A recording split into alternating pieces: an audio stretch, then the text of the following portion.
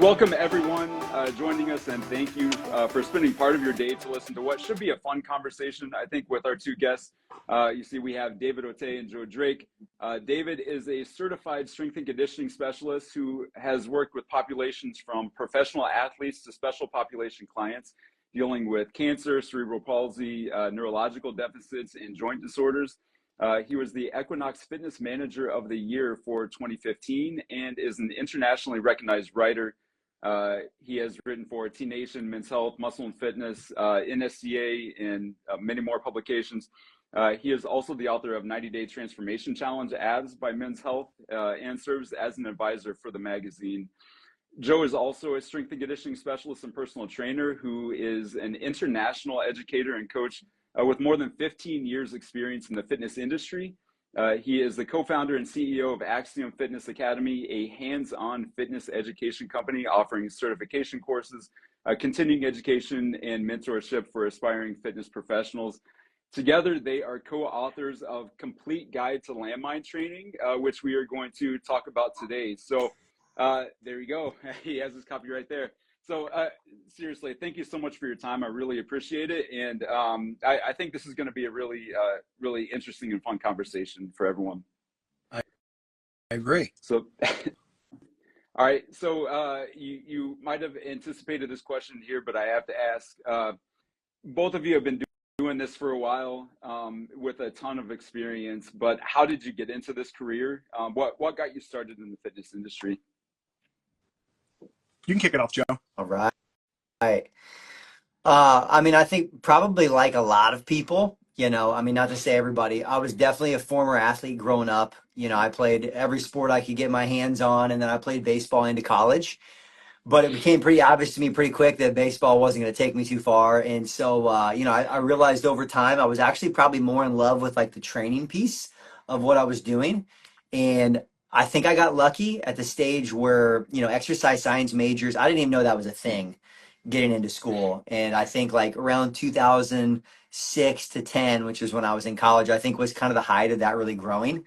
And so long story short, found myself, personal training my freshman year of college at the university and, rolled that into like exercise science, along the way. And I think really from there too, like I definitely knew I loved working with people, right? I enjoyed working with people. I had a knack for coaching and training, just through leadership positions in sports and everything else. And I really had no idea where it was going to take me. I was a pre-law major at one point. So then telling my parents, hey, I'm actually going to do exercise science. And they're like, what? Yeah. But definitely best decision I ever made. And honestly, I've been pretty much probably training clients every week ever since. Excellent there. What about you, David? Yeah, I would say similar story. Like, when I was teenager, preteen, I was the guy that's like, hey, I want to be as strong as I can possibly be. And because of that, I was lucky enough that I had some mentors and coaches that were around me that were willing to take me under their wing and show me what it's like to work out and how to do it appropriately and what technique it was. So I remember learning how to exercise, and it must have been a couple weeks in, and I started to see my tricep come out on the bottom of my arm, and I was like, oh, I'm hooked. And I saved up my money for my 8th grade graduation, bought myself a 300-pound Olympic weight set, bench press, and a preacher curl, and just would lift all the time. And then luckily for me, my high school football coach came in at the same time that I started out. He was a coach at Penn State.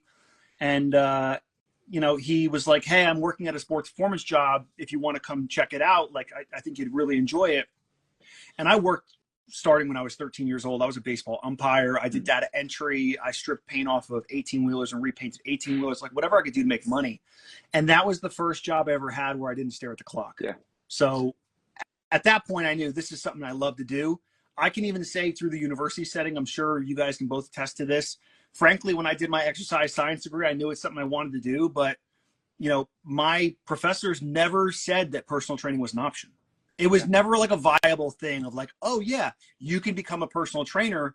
Because if you look on Glassdoor or whatever, it's like, oh, you can make $35,000 a year, you can make $42,000 a year. And it wasn't until after that there was like, no, like this can be a very viable profession. This can be something I can do for the rest of my life. This is something that is is, you know, gains a lot of respect from the people that I'm working with, and it's something that we need. So, you know, I'm very fortunate to have, you know, been in some of the situations I've been in and learned under some of the mentors that I've had over the years to really say like, hey, this is a profession that's legitimate. It's something that we can do. It's something I can move forward with. And it's something that I'm damn proud that I'm able to do.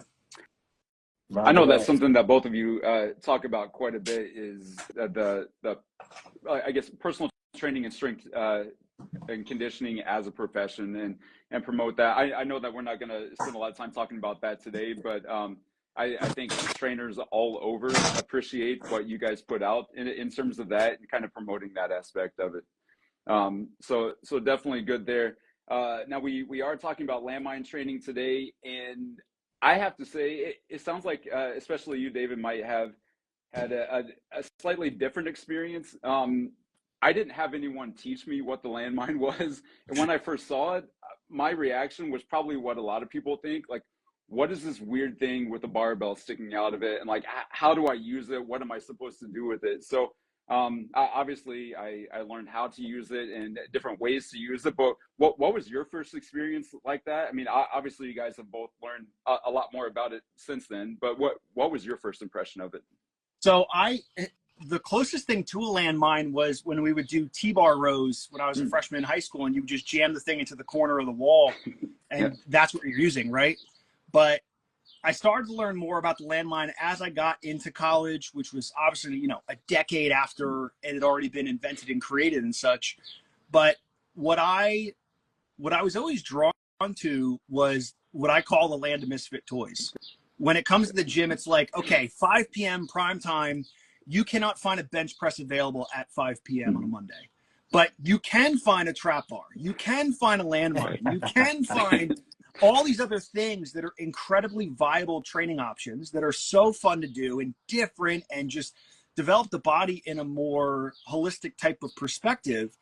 And with that, I was always drawn to it. I was never trying to fight with the other trainers for the same machine they wanted to fight on. I want to learn this new piece of equipment. And something that I always try and tell younger trainers to do is when you have your workout time in the gym, so say if you're training 7-8 hours a day and you get that 1 hour to work out, try and make sure you save 10 minutes of that workout that you have for exploration, for that exercise you thought of trying out earlier that you wanted to play around with, for that new piece of equipment you haven't really gotten your hands on, because that's where you start to develop that. So I spent a lot of time developing those things when it came to the landmine particularly. I love trap bar work. I love all those things, but I found it much easier to navigate the training experience and give clients a much more varied approach to training by just spending that time. So that's really where I got into the landmine, and I'm very much a rotational kind of guy. So I love the aspects of that.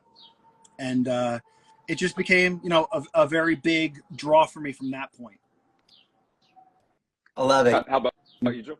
Preaching to the choir on the playing with stuff thing, because I definitely, it's one of those things where you don't know, even from a training standpoint, right? For the trainers watching, you don't know you're doing something right at the time of just spending time playing. And it probably because I just spent way too much time in the gym, right? Like I would be in there for an hour and a half, 2 hours, you know, maybe an hour of it was working out and trying things. And that's really, I mean, probably things like the landmine, like kettlebells for me early on. Those were just things that, like, you know what, like maybe I saw one person doing something and I'm like, oh, that's interesting, right? It's like something different than the normal training. And so I've always done the same thing, just trying things out, not being afraid to look like a doofus in the gym. Like, what is this guy doing? Because it's funny, now that I'm older, I realize, like, I remember these guys back at the YMCA where I first worked out when I was like 10, 11, 12. And I was always like, what are these dudes doing? They're just doing some weird. And now I'm like, I'm that guy. I have become that guy setting things up. But I think definitely playing around with stuff. And then again, I think between me starting to do it, and then it was like the height of T-Nation and Ben Bruno, and, you know, then along the way, dudes like David Otey, were like, the more that I started to play with it, the more I'm like, oh, maybe I'm onto something, because I see these other guys and girls that I follow, and they're like using it for these other things. And so it was just kind of a positive feedback loop for me to keep trying more stuff. And then, it slowly just became a staple in my training in different ways. And then over time, then I started doing it with clients and got good feedback there too. And I think that's just how it stayed is, yeah, just trying stuff, seeing what I like, and then seeing what I feel like I can translate over to the people I'm working with. For sure. David, you mentioned you were, I mean, we know you're a rotational guy. I have to say, true story, probably the first video of yours that I ever saw was, not saying I was procrastinating or anything, but I was looking for CEUs on the NSCA website, and I saw I think it was a core rotational like power video. Yep. Where I could watch this video and take this exam. And I watched that video and I thought, hey, this guy knows what he's talking about. So I'm going to start following what he's talking about. So yeah, that was my introduction to your, to your information there. But so we talked about kind of how we can, I guess, our introduction to landmine and landmine training. But I mean, you guys detail so well in the book here. What are some of the top benefits that you would say to using a landmine as opposed to, just using a barbell for a bench press, using dumbbells, that type of thing? Why landmine training? I mean, listen, I think what it does, it just gives people another perspective and another option for what they have available to them. I think for a lot of clients also, we know the benefits of doing front-loaded squats, goblet squats, etc. The way that the landmine moves, I think particularly that it's in a semicircular type of option, it mirrors a lot of what we do when it comes to our movements, right? The fact of the matter is we have two ball and socket joints. Those are primarily where we do majority of our movements. And because of that, every movement that we have is semicircular in nature, whether it's the femur rotating through the acetabulum, whether it is the humerus rotating around the glenohumeral joint, everything is semicircular in nature. And because of that, that same ball and socket, right? Like say that pivot point is the end of that, the beginning of that landmine, and then we're arcing around that. We can mesh and move with some of those angles, which I think is very advantageous for us, specifically with adapting pressing, adapting rowing, adapting squatting, sitting and getting better depth through some of these things. It gives you a really, really good opportunity for that. And then specifically with the rotational stuff that I love rotational training, and the prerequisite to rotational training is lateral power. So you need to be frontal plane powerful before you can be rotationally powerful, because you are planting off that inside of your foot to drive forward. You are rotating through that glute and through that hip. That's your prerequisite. So for that, you can get a lot of really good work when it comes to your frontal plane work when using the landmine. But that's where it gives you some of that open capability to move and adjust and let the joints work in a very smooth way. So it just gives you a different opportunity for that, where you don't feel like you're doing as much of a balancing act, but you can have a little more stable of an opportunity and let your body be the one that's reacting to it. Yeah. I'll echo some of that in the sense, I just think, I definitely have never had clients more well educated or interested in resistance training and like getting much stronger as I do right now. And obviously a lot of that's with the movement towards longevity and people's awareness. And I mean, even clients I've had for years who are like, hey, like I'm ready to like, let's recommit to me getting stronger. And I think it just gives us a different way of using the barbell. I mean, there's no doubt anyone who's trained enough people, or you guys have trained enough yourselves. I mean, I still love certain barbell movements, but they just don't love my body the way that they used to. And so the landmine just allows us to do that, but it adds, like, I think that, instability training may not always be the best for people, but I think that the landmine is just the right blend of instability, that it really forces people to learn how to control their entire body from the ground up. And I would say, at least for most of the general population clients, or even, like in their mind, they're athletes that I work with now, that's the kind of stuff that's going to translate over into them feeling better in the things that they want to do, is, not just like individually strong with the movement, but being able to integrate it all together. And so I think the landmine is just a really nice tool for that.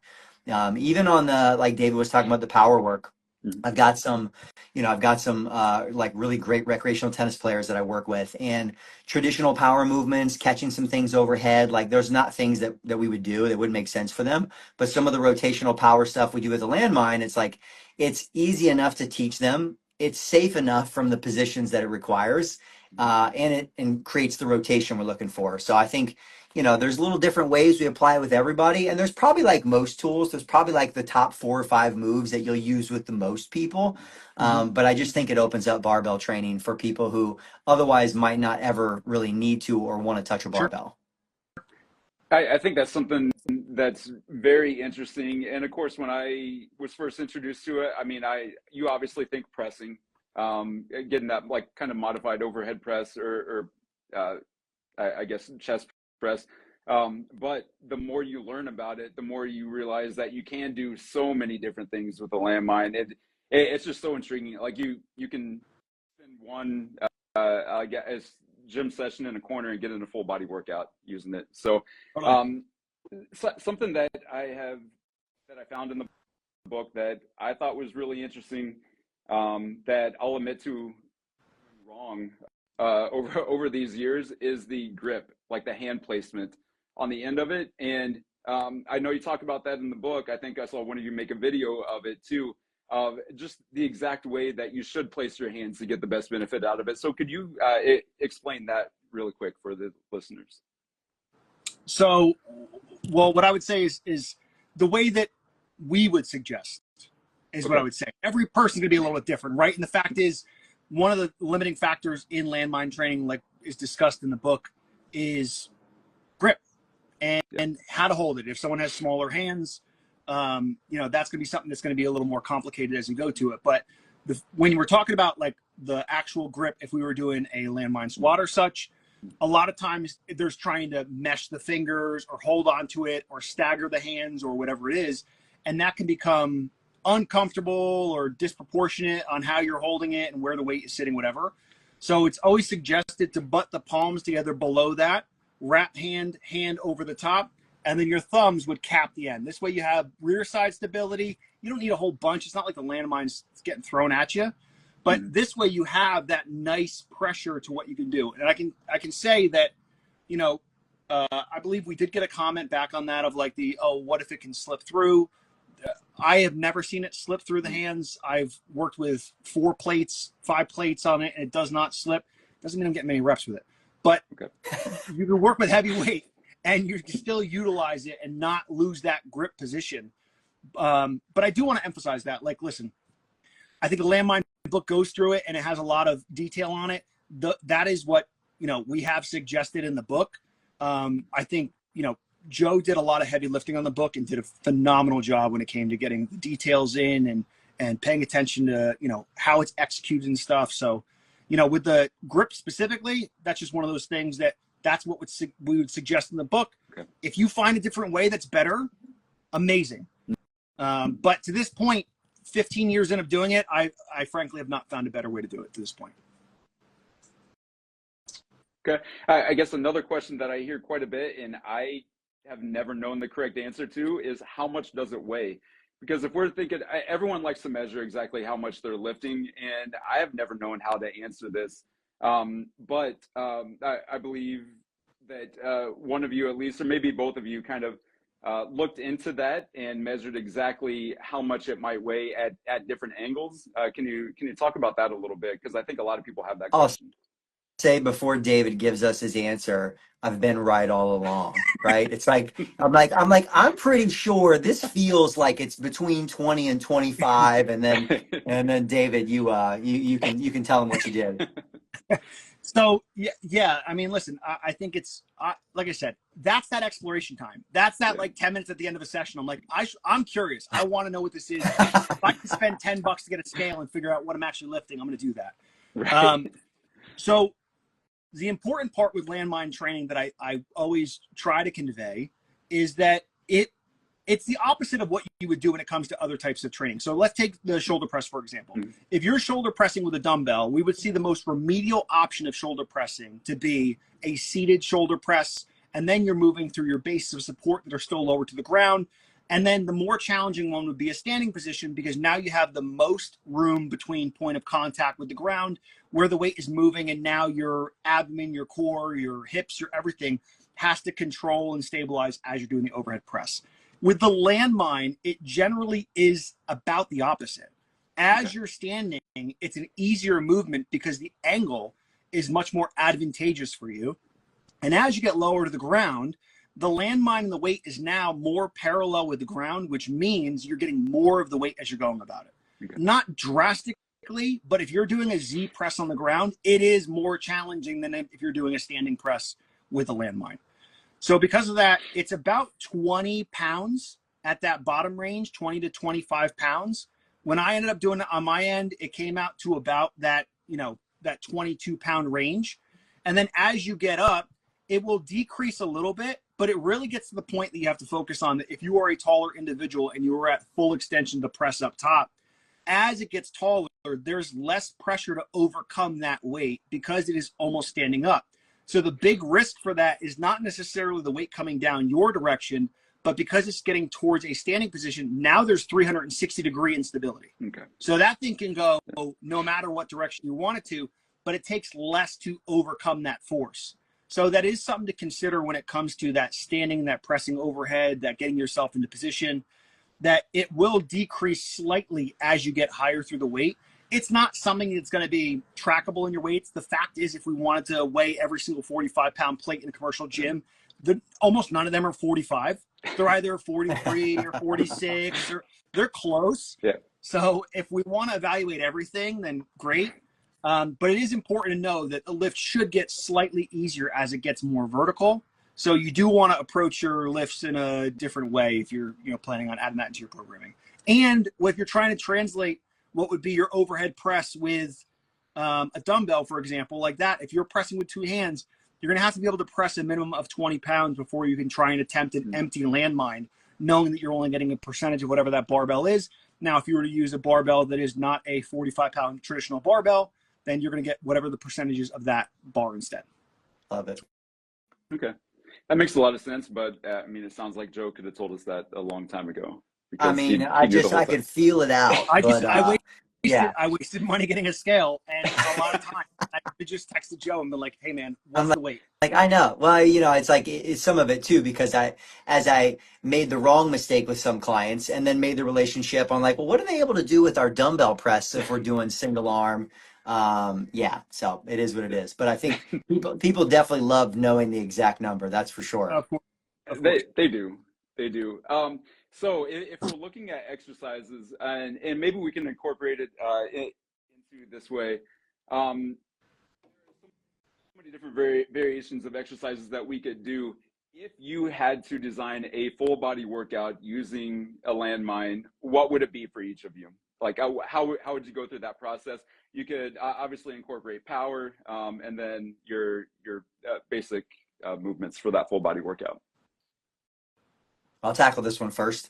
Go for it. Yeah, I mean, and for anyone who ends up referring back to the book, or honestly, like, go on David or I's, Instagram pages, we definitely have some landmine moves here too. I tend to love using some of the power work as like, let's call it like post-activation potentiation work, like right before I hit my heavier lifting, especially some of the rotational stuff, just because, obviously you're priming your nervous system or getting people rotating. And so I can say it for me and a fair amount of my clients, like that usually a movement like that finds its way into my warm up towards the end of my warm up, right before my heavier lifting. And so I like something like lighter and twitchier, something like maybe whether it's the RDL to press or something like that, that we can use a little bit of power. That would definitely be like for me, boom, if I can throw that in like as a primer.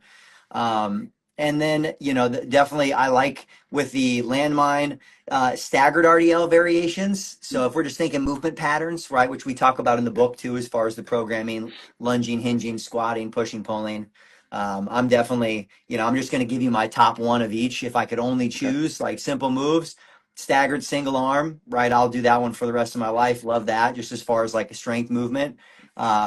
Either, and I like as far as like a single leg movement, staggered RDL or like like the, we call it like the angled reverse lunge. Yep. Some people call it like a Zercher position, only because you're getting some good single leg work, but you're also getting some of that frontal plane, the abductors and the hips. And so that way we've got a little single leg work. We've got some pushing, pulling. I like a Meadows row variation with a landmine. You know, you get a ton of good grip work. You know, there's a couple different positions that we have thrown up there inside the inside the book as well. But for me, even just that, right? Some sort of rotational power move to kick things off, you know, push, pull, and then like lunge or hinge. You know, for me, great full body workout. Obviously, you could throw in any of our like squatting variations, but for me, those are some go-tos. Yeah, that's you said what I would say for a workout, so I'll give you different stuff. But that's to the point. Like I agree with that, right? Like I think that's why the book is so well done. Is like, you know, Joe and I align on a lot of that stuff really, really, really similarly. So what I would do is just for the sake of difference, like say if I was doing someone a twitchier type of workout, what we might do is I would like to do lighter full range of motion landmine squats to start it off, get the hips nice and primed, get everything moving the way that I need to. From there, I would do some twitchier stuff. I would do some, you know, plyo push presses or just push presses, get some vertical emphasis going upward. That checks our box for some of the power and the overhead pressing types of components. So I might then switch over, do like a T-bar type of row. When it comes to the landmine, it's really cool to do the single arm stuff. I love that. There is the limiting factor when it comes to grip. So you can get attachments like with Clevabuilt. You can use a traditional straight bar if you wanted to, and you know, hook it up with a strap or with a chain or whatever. There's always an easy option. I always like using some of the big old fish hooks and carabiners, and you can use that for the T-bar, which is great. So we'll stick with that option. And then I'd probably do some frontal plane glides, going side to side, holding that thing nice and low, get into the adductors, abductors, get those legs opened up and awake. And then at the end, opening up with some rotational stuff. So it might be, you know, landmine rainbows. It might be rotational pulls from the ground. It might be quadruped walkouts and walkbacks. But there's a lot of cool options you can do with a landmine, specifically because of that angular motion, because you can rock and swerve with it. It makes it really clean when it comes to most of those movements in a small footprint, which I think is awesome. So yeah, I mean, I would do my strength stuff, my power stuff, my twisty stuff. You know, I love twisty stuff. So that'd be my workout. Okay, all excellent examples there. I know everyone listening now, everyone listening to this later on will definitely take something from that. Our time has really flown by here, and I do want to be respectful of your time. I know both of you have very busy schedules, but I know I learned a lot from this. I know that everyone listening learned a lot from this. If you haven't got your copy yet, definitely pick up your copy, A Complete Guide to Landmine Training, when it was released. I got my copy. The athletes that I work with will either love me or hate me for it. I don't know. Well, I guess we'll find out later. But again, go ahead and grab it. It's available on Human Kinetics website, us.humankinetics.com. It's also available on the Amazon. I'm sure many more places to go with that. So you definitely won't regret it. It goes over a lot of things we talked about today. Great exercise demonstrations in the book. Full color photos, sample training plans, like Joe mentioned. It details the benefits of using the landmine in your training and so much more in there. So I will throw it back to you guys. If you guys have a final take-home message here to kind of send us off with, and definitely let everyone know where they can follow you. If you're listening and haven't followed either one of these two on Instagram, definitely do it. Both entertaining and informative, I will say. Love it. So yeah, I mean, I appreciate the time. I really do. I think this was a fun conversation. Like you said, it flew by. All I would say is check out the book. It's a great resource. I'm always a fan of just getting as much perspective as possible. If there's a lecture I can listen to and learn 1%, then it's 1% different from what I could have. And feel free to read the book and have your own feedback on it and stuff. And if anyone has stuff that they love to do with the landmine, like shoot a message over. I'm happy to do that. I would rather, I'd rather be focusing on, you know, what different perspectives are of how they're going about it, versus thinking there's a one size fits all. You have to do it one way. So I love it. And yeah, you can follow me at David Otey Fit. I try to give good training knowledge and joke around half the time. So Can't take it too serious. It's a gym, right? Right. Yeah, no, honestly, awesome conversation. Appreciate you guys chatting it up with me on it. You know, for many people too, if you're watching this and those who get it, it's really meant to be a great introductory resource to the landmine. You know, even someone comment here on the video now, like about some other training methods with the landmine. And, you know, there are lots of other things. And you'll see some things on David and I's Instagram that are not in the book, mostly because, you know, there's like building the foundational skills. And then it's a starting point for playing and trying a lot more stuff. So I would just say, yeah, definitely. If you love the landmine, I mean, for me, I'm still constantly exploring it on a daily basis. I post a lot of those things on Instagram, not only like exercise ideas, but then my thoughts around the coaching and programming with it as well. And so if you guys are interested in that stuff, then definitely let's connect. You know, at Coach Joe Drake on Instagram, and I'm pretty active. So if you guys have questions, shoot me a message.